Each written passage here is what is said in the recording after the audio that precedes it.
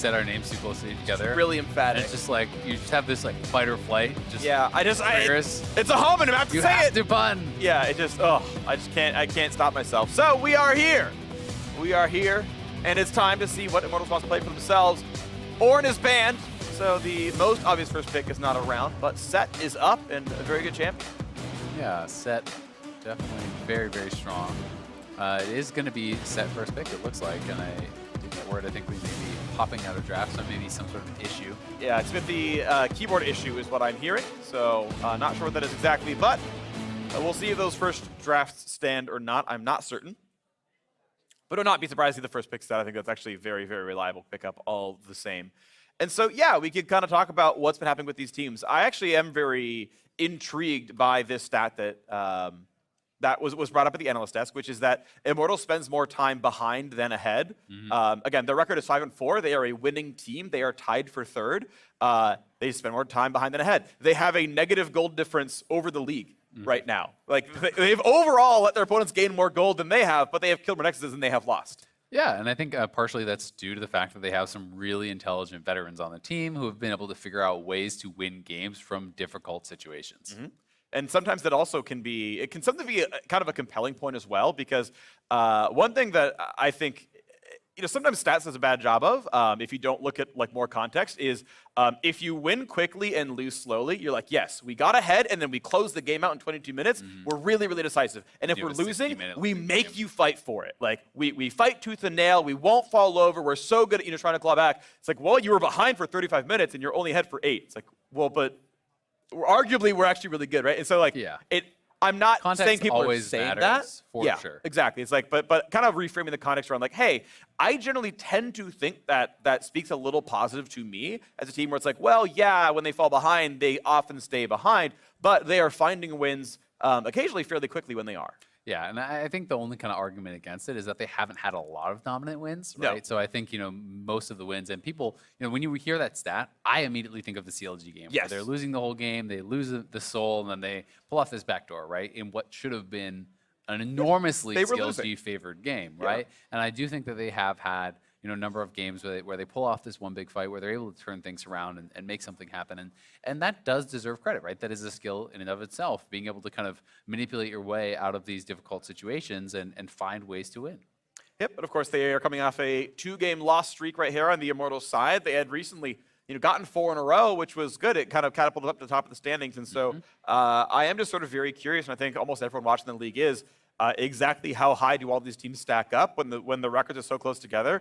It is very hard to tell, like, definitively who is actually better than whom. And right now there's a lot of good teams. And worth mentioning that 10 wins has never missed playoffs in LCS. Yep. It is not a mathematical lock for Cloud9, but if they win today, history would suggest they're in playoffs. And I don't think that's going to be a big shocker for anyone. I think even before this game started, I'm like, I think Cloud9's going to make playoffs. Me too. But it is kind of cool to see, you're not that far into the split. 5 weeks in, to be like, yeah, we pretty much already made playoffs would be pretty insane, where a lot of the times there's such a shuffle. In week 9, teams are struggling to pick up those final wins, and Cloud9 is way out ahead of everyone, and that just demonstrates it. Yeah, and Cloud9 actually still on the Senna train, actually. We've seen her drop off quite a bit. Worth pointing out that, yes, Aphelios was banned away, but and then Xayah picked up, but, there were other options, but they are still on Senna. So this is actually the Senna AD nerf pack, is it not? Right? Yeah. So one of the things that I really want to track then is how many souls is Zven actually going to get? Because essentially you're getting a lot less souls when CSing than you used to. So you are more reliant on kills, on trading, on these types of things to actually get to the same levels that you had before. In the LCS, my feeling, and generally what I've observed, is that there was just way less trading and way less fighting compared to solo queue and these types of things. So on average, I'm expecting Senna to be hit much more heavily in pro play, where it is that defensive, than it was in solo queue. That's why I wasn't expecting to see Senna as an ADC, as this kind of bot lane marksman. Right. Was expecting to see it more in support, if anything. So we'll be interested to see how it performs for Zven. In Academy especially, and even elsewhere around the world, we've actually been seeing a little bit of a more hybrid play style. When Dig Academy played, Senna started as kind of the support for a while and like partially shared farm, and the Galio player in that lane was actually taking the lion's share of it, and it was kind of going halfway. And we had seen a different game where Senna was the hard support, but paired with a farming orange, that you're still, the damage was coming from Senna, but she was the harasser. And yeah, I think it's actually very compelling to see how the comp shapes up. Obviously with the Tahm Kench, Senna's mostly taking the farm here. We have seen things like Sona Tahm Kench, where the Tahm Kench is the farmer for the early game. I don't expect that to be the case here. I think it's going to be very, very standard marksman support stuff. And if Vladimir comes in for the mid game as the blind solo laner. Yeah, I think it actually could just be answering Sett. I think you could just to the top my lane. just didn't It could go mid lane as well. Obviously, that is something that could be on the table. But I do think Vladimir, fairly good matchup into Sett. It is something where Sett, I think, really does struggle against a lot of these range scaling matchups, right? It's not that Vladimir is going to dominate you, but I think Vladimir is good into Sett for the same reasons I think Kale and Cassio and these champions are good into Sett. Because if you create a farm lane where Sett cannot punish you, Vladimir, Cassio, Kale, these champions are just worth more later in the game. And I do believe it is one of those matchups. But with the Elise getting locked in alongside the Sett, there is more of an opportunity to try to attack the Vladimir early. As Vladimir leads in, you would expect to lose any sort of 2v2 that is played evenly up on that top side. So some pressure, I think, on sOAZ already and on Xmithie to put Licorice down in the early stages. Otherwise, they're going to feel the wrath of Vladimir later on. Yeah, and there's still the 1% chance something that Vlad still goes to the mid lane, so like has to be respectful of that potential matchup. Grabs the Orianna, which we know to be more or less a blind pick-ish mid laner, but should feel comfortable against the Vlad. And now we're going to see for sure, yeah, it's Zoe coming through. It is Vlad on the top lane. That was the expectation coming through. You called it out, Xayah. And Zoe will answer here in mid. Then we have a lot of long-range damage, but also worth pointing out that Senna also has backline access. If there is some movement assassination, the ult goes over the top, will hit the Orianna or the Xayah or whatever. So if Licorice is going for a flank play, he has some support. Yeah, the engage more reliable on the side of Immortals, definitely when you have that Rakan, that is kind of your go button, link up with the Orianna. Immortals comp speaks very heavily to wanting to team fight, to 5v5, to find that engage, jump onto someone like that Senna, take them down, or the Zoe, try to pick them off. I do think Cloud9 is going to have to be a bit more creative about their engages, try to find opportunities where they can force Immortals to fight them, poking out with Zoe and then looking to follow up on that poke with an engage or a flank then from, Lee Sin, from Vladimir, these types of stories. We also have to always remember that you can play through side lane with Vladimir, especially when paired along a Senna and a Tahm Kench. You get in any sort of difficult 1v1 situation, that Senna ult can turn the tides, and also rotations coming through from the Tahm Kench, ulting someone into your lane, turning a 1v1 into a 3v1, maybe taking down that set and swinging the game in your favor. All right, so Blaber, 6 games now on Lee Sin across 10 games in the LCS. The full-time starter for Cloud9. He is everyone's favorite for best jungler in the LCS right now. Of course, with a lot of winning lanes and a lot of skilled players, it's not much of a surprise to have that happen. But honestly, Cloud9's been rewarded with their roster positions this year. I mean, his kick that he pulled off yesterday on Lee Sin, I think was one of the best mechanical plays I've seen in the LCS ever. He has really pulled off some special stuff and is shining truly in his first kind of full-time starter as Cloud9. Yeah, beautiful stuff right here to see him grow into that role, and we are now onto the Rift. Can Immortals be the first team to stop the Cloud9 undefeated season? They'd be one of the teams I think could do it. I think they have gotten a lot of unexpected results so far. I think they can be very creative. We heard sOAZ talk about his respect for Huni being another creative player. I think finding something a little unorthodox could be very good here for Immortals. If that does come through, they can find some kind of interesting line of play. But real quick, though, we've got Gabby standing by with Reaper. Thank you so much, Freak. I just wanted to get some words from you before we head into this game. First of all, 9-0 going into the second half of the regular portion. Is there anything different in your approach once that happens? No, not really. That's what I figured as much, because a lot of the picks that you're coming through are very similar to the first half. One different thing I want to know is Vladimir. So how do you feel that he's going to be able to do in the top lane, especially if there is a focus from the other team? Probably Licorice get pushed in 24/7 and he's scaling out. Later team fight, he gonna crushing the enemy team, but early game probably rough for him. So yeah, we'll see. Any plans to try and combat the team fighting that Immortals are definitely going to try and insist upon here? I don't think they can out team fight us. All right, well, that's words from Reaper. Let's head back into game. All right, well, I had our awesome stats team check stuff out for me. Blaber isn't he the first player to play a champion 6 times this split? He is the most Lee Sin one trick of any player. But Froggen and I actually forgot the name. I want to say it's Huni. Both have 5 picks on their most played champions. They can tie.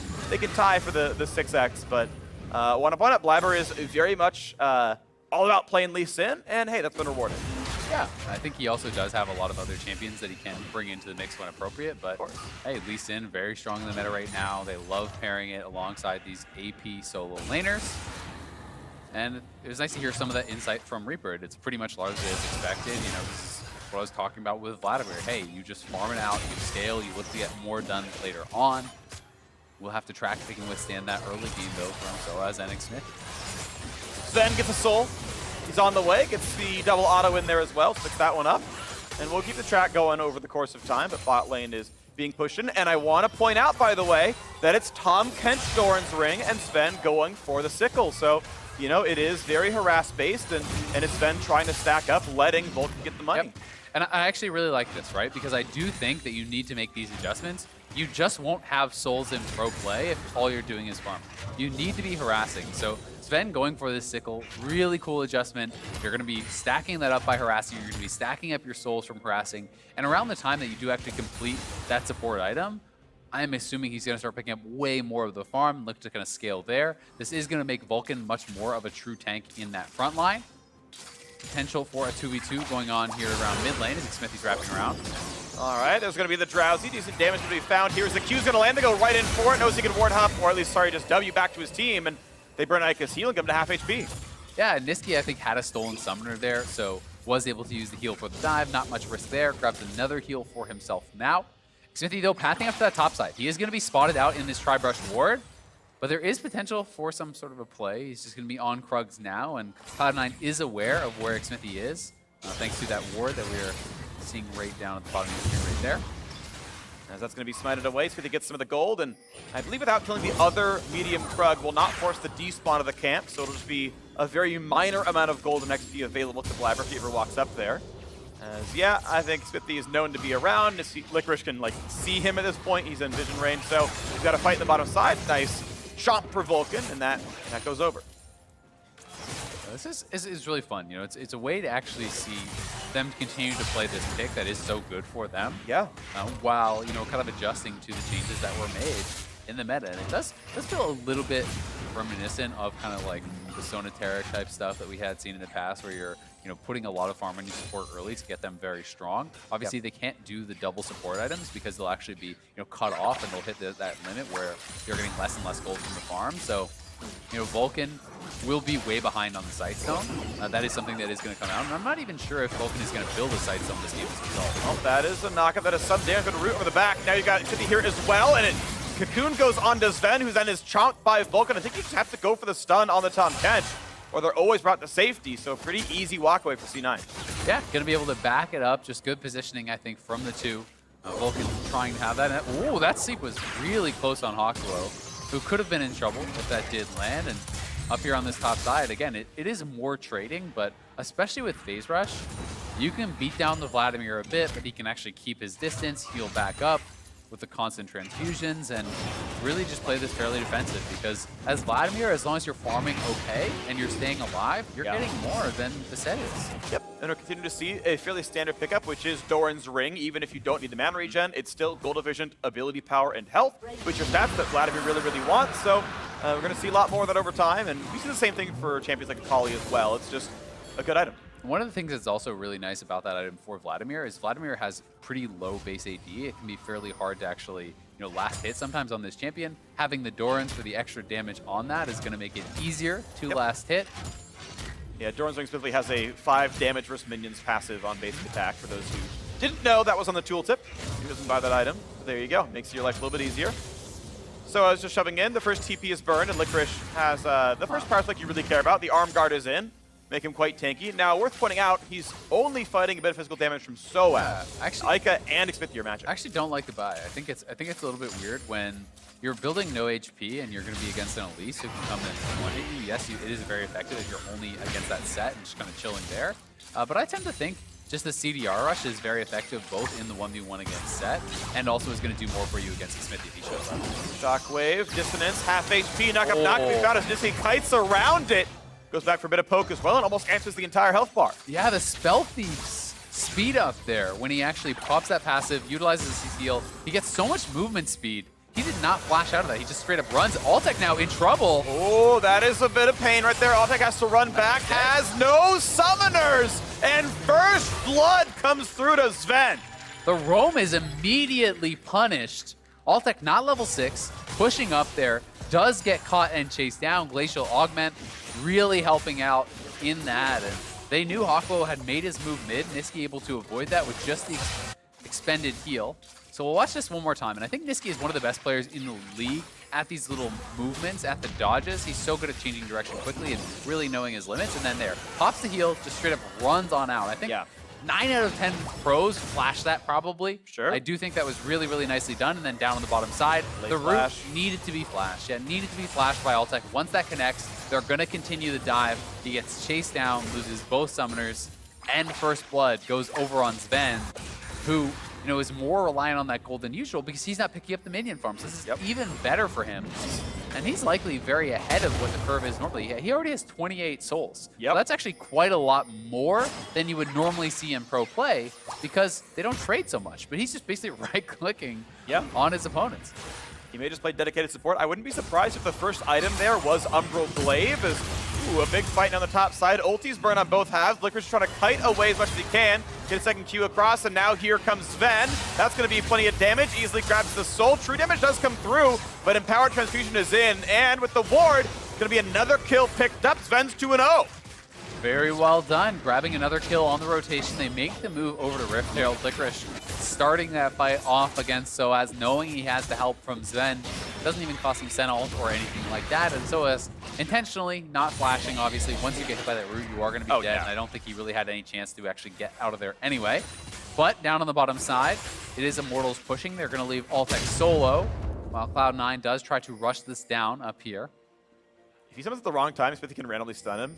The first second is still a real channel, and have you actually seen it interrupted? I still have never seen it. Because there's like not really every time to. Yeah. It's not that second channel like before. So big damage here. This turret, I'm not sure if they're going to stay for the summon or they're going to go for it a little bit later. Okay, another shockwave over on a Nisqy. He's going to have to back it up, but this is mostly just for a lane priority. Eika, relatively low cooldown on the ultimate, has the blue buff, so just using it for an HP positive trade, not expecting to get a kill for himself there. And Hakuho now on that roam up to topside, helping sOAZ to defend this turret, while it is Licorice laning solo right now against Altec. Yep. 1 CS gained as Vulcan couldn't have grabbed that one because Tongue was on cooldown, and a little bit of money comes through. I just want to point out this nice little setup, well, the wards are actually picked out. So. Wait, hold on. This is actually 1 million damage eventually. Q's on cooldown, never mind. Ike is fine. Take it back. He is going to survive. But Cloud9, they just basically had a really nice kind of line of wards up on the top side. That is a very funny Rift Herald drop. But you can see, this was the setup for this Rift Herald, right? There are 3 pink wards all across here. They have that Scuttle Crab taken as well. It allows their bot lane to push very safely, knowing that they're not going to be kind of attacked from that angle. And Rift Herald comes in. They will clean this up. Is Zven in range? Yes, he is. Yep. Until he moves forward. 570. Right? Because, of course, the Lee Sin is nowhere near the extended Herald gold radius. So it's all on Zven as the only person within 800 units right there. 570 goes in, a ton of cash, and the support, right? He has 11 CS, and the He's up 1,000 gold. Has the most gold in the game. He's doing great. Yep, multiple kills, including first blood, plus solo first turtle, right? Yeah. That'll do it right there. That is the advantage. 400 from first blood, 570 from that turret. That alone really kind of makes that difference. So Zven off to the races. Is actually going for the Umbral Glaive. That is the vision lethality item here too. That is going to allow him to reveal wards and do the 3 hits of damage. So one-shot those regular wards. Really does play well around vision. And it is going to be Vulcan straight up rushing towards the Dead Man's. Is going to be just getting rushed down right now as Immortals are not really able to play down to this bottom river with all the vision gone. And of course, the tankier than normal Tahm Kench with all the extra farm is going to feel very comfortable as well as the second Drake goes down. And C9 are already up 3,000 gold in 2 Drakes. And when you take into consideration the fact that we talked about, all right, well, you got to be worried about the early game if you're Vladimir. There's going to be all this pressure coming from, from sOAZ and Xmithie. there was none of that, right? So the gold lead is really even kind of more effectively when you're taking into consideration that matchup and how powerful the Vladimir can be later on, how much of a teamfight force he can be, and the amount of souls that Zven has. He's just way ahead of the curve. And now a play towards the bottom side. Vulcan brings him right in, and sOAZ gonna try his best. He dunks him out of the wave, and there's the really nice knock-up by Hakuho. But is it enough damage? Zven pops a stopwatch. Vulcan's sitting around, and Blaber's there as well. Cloud9 staying alive, but they're still in danger. Licorice forced to flash away. All 5 are around. They certainly tried very hard. They didn't get very far, Cloud9. Yeah, not able to kill anyone there, but Immortals only had 4 here. Cloud9 did bring 5.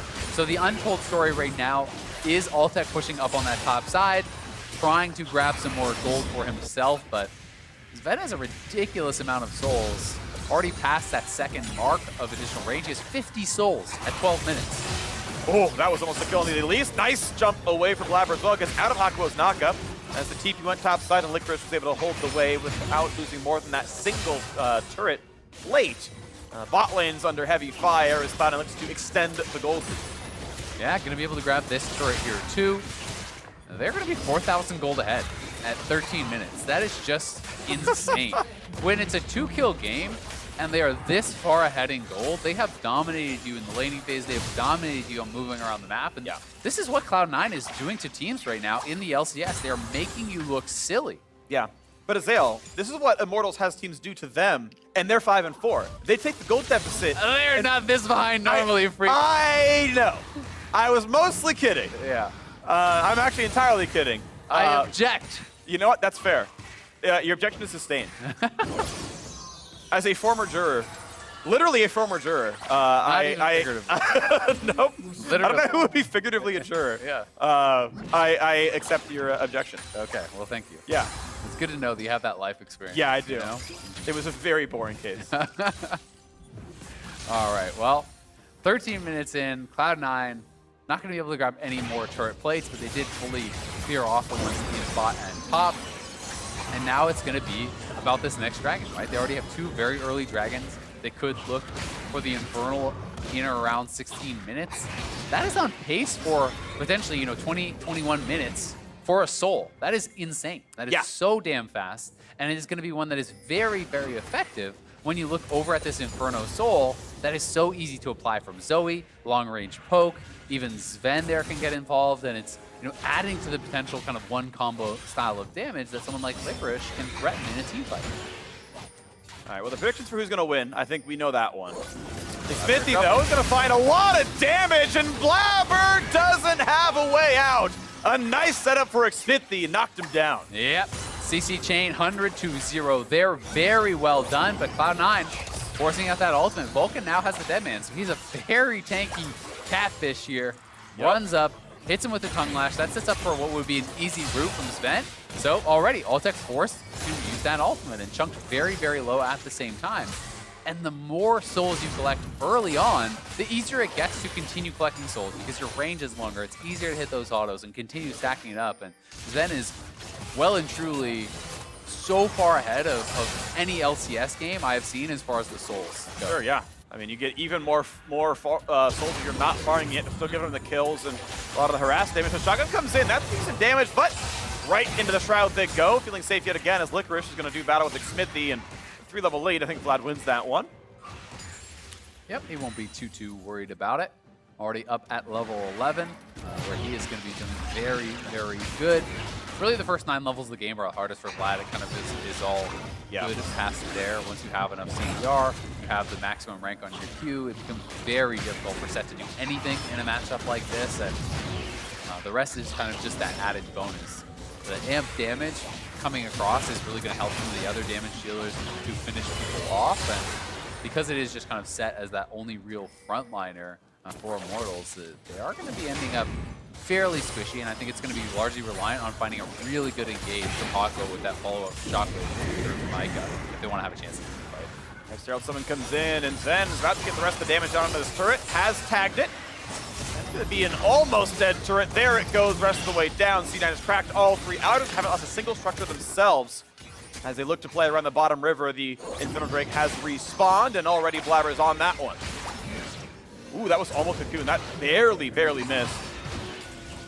Yeah, Eika coming around the side is potential to cut someone off if they go over, but Blaber's just soloing this. And Immortals really has no way in. If Eika shows, he can just be jumped on and kind of kicked over by Blaber, so doesn't really have the opportunity to look for anything. I think he was hoping that Zoe would show and try to look for more poke of the wall. We could see a potential shockwave attempt, but I don't think he's got much of a shot at getting it. It's going to be some damage, but Blaber times. Damage. Yeah.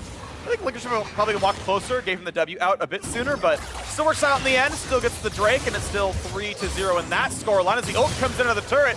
Nisqy, though, has to flash to stay alive. Now gets a quick shield. Doesn't quite land the paddle surface, sOAZ not allowed to fight anymore.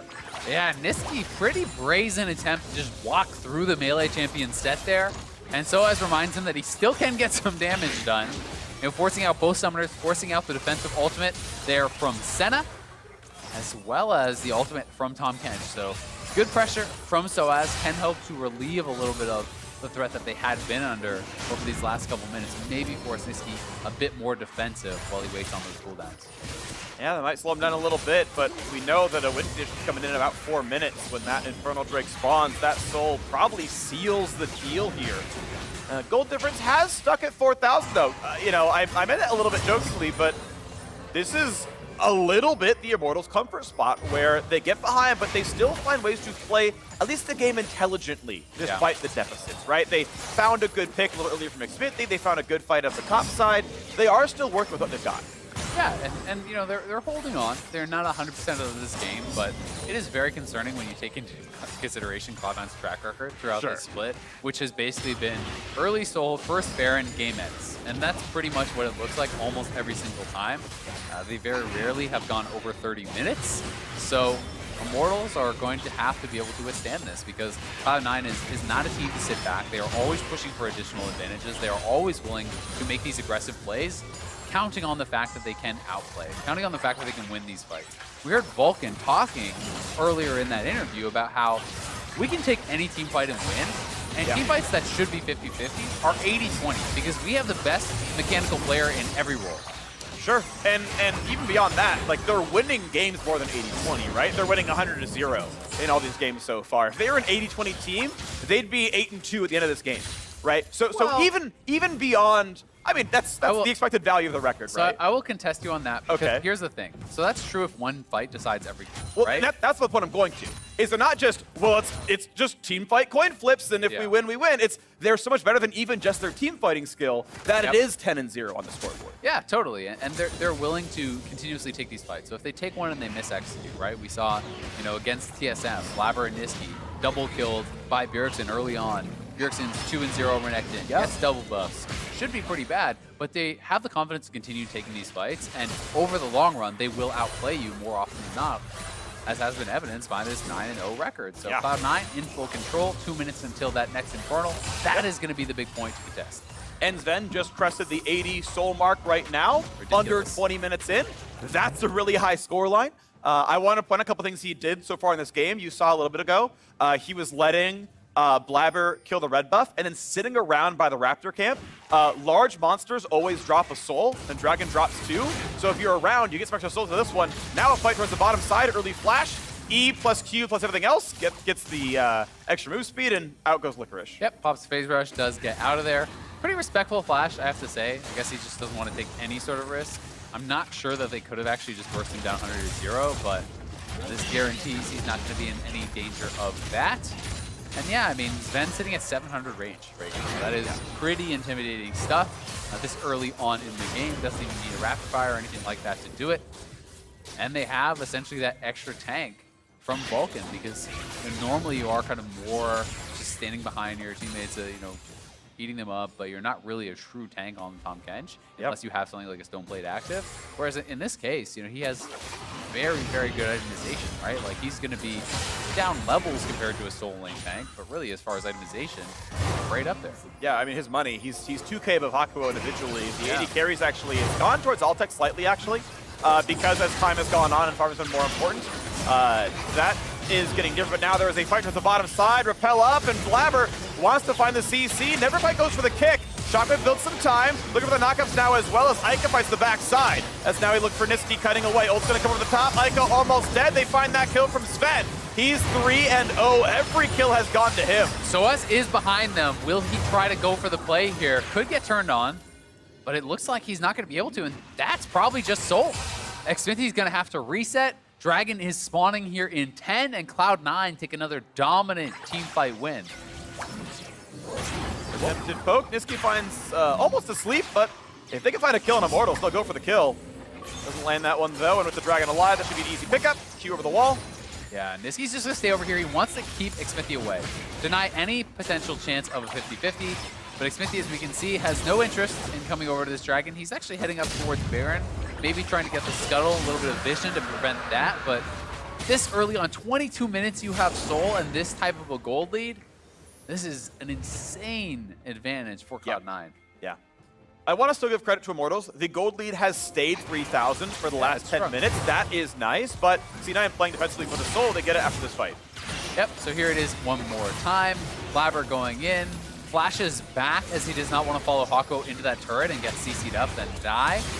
They turn over onto Eika, who is kind of separated out from the team, and do get him very, very low, able to finish him off with that flash forward from Zven for the final auto.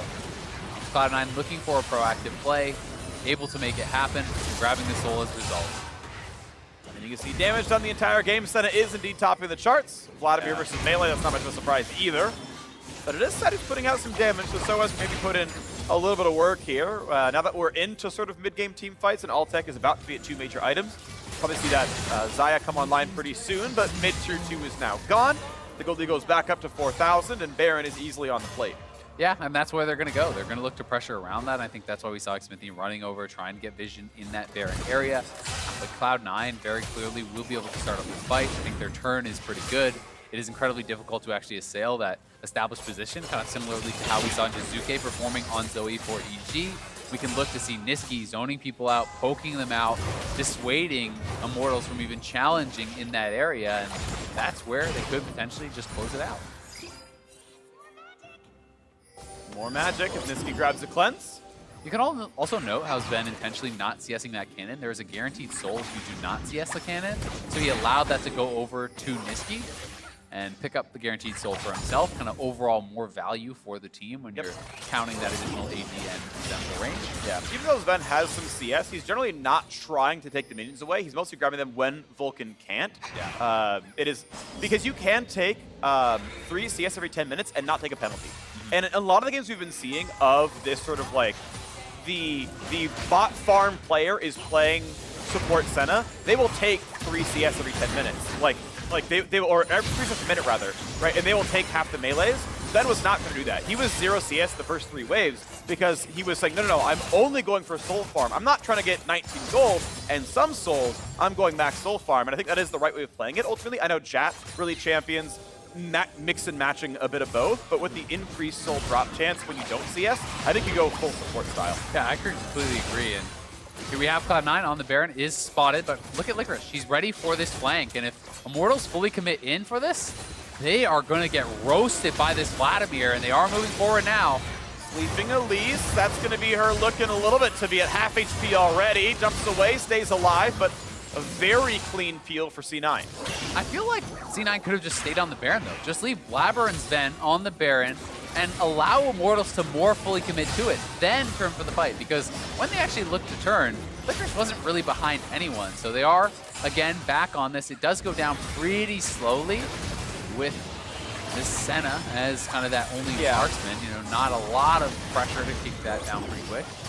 But they're still poking down. They've still pushed Hakuho to half HP. Xmithie, Blast comes over the wall. He's on the top left-hand side. I believe he's in fog the whole time. Yeah. Now he's seen by Vulcan. They know where he is, and he has smite, but no flash. They gotta watch out for the chance of a steal. The engage comes in now for Hakuho. Vulcan at half health. Blaber still on the Baron. They don't quite get the catch from Xmithie. Licorice stunned out. They go for the engage. The nice kick comes in. They find that first kill. Ult to the top, but it's a kill in now for Altec. Can they win the fight? A smite comes in, but the kill to get it back as well. sOAZ running for G life, but doesn't live either. Altec now going to run away from a very tanky Tahm. Kench and Zven putting in the damage as well. Eika is next. Zven onto a triple, going for the quadra, and Hakuho trying to find the way to run away. Will they get the root? No, but a triple and a Baron picked up for Cloud9. Cloud9 able to clean that up. A bit of a botch engage from Licorice, but such a strong performance here from Nisqy and Zven. cleaning that up on the back end of that fight. They have the Baron, they have the Soul, and this is traditionally where Cloud9 just ends the game. So let's watch this one more time. Licorice looking for the engage over onto Xmithie. You know, the initial ultimate used on Vulcan, but he's pretty heavily healthy here. The flash and E there actually just whiffs on Xmithie. Licorice did not actually close the gap. He gets cocooned immediately, really nicely played by Xmithie. Knocked down pretty much immediately after that. Then the turn comes over to Blaber. This is where it is a lot of pressure on Blaber. He actually hit the smite as he is getting shockwave and about to die. So good presence of mind to not panic. And in the meantime, Zven keeping range, has an incredible amount of souls. Him, Vulcan, and Nisqy able to clean up the rest of this fight and have everything they need to look to close this one out. Zven sitting over 100 souls now.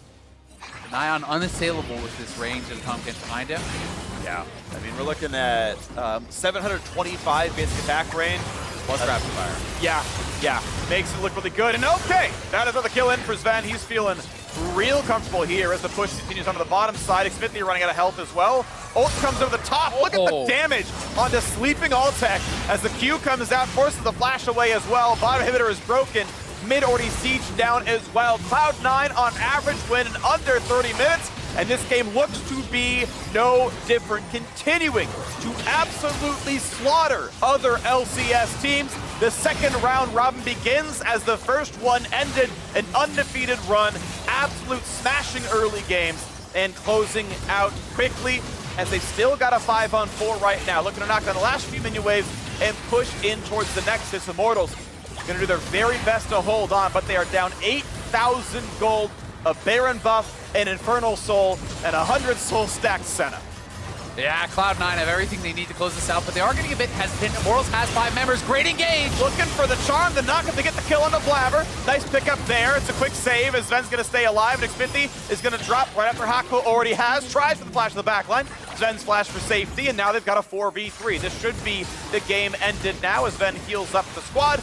Goes ahead and just takes the CS just to push in. Doesn't matter anymore. That's almost a kill coming in. Eika's going to stay alive, but the Nexus will drop. It's a 29-minute win. They're going to pad the DPM real quick as sOAZ does his very best, and it's not enough. Cloud9, 10-0. An incredible run so far for Cloud9 in the LCS spring split. The questions are arising. The questions are being answered. They have dominated everyone across the first 10 games, and you've got to start talking about how does this team stack up all time in this league, because they are looking so damn good, win after win after win. I cannot remember a run as dominant in LCS history. 10 games, all it feels like 30 minutes or less pretty much. They are crushing the league. So this feels like, in most specific example, it feels like Cloud9 summer 2013 entering the season. They went 25-3 in a 28-game season, and that felt like a track record that could not be beat because they were clapping people so aggressively. The KDAs were all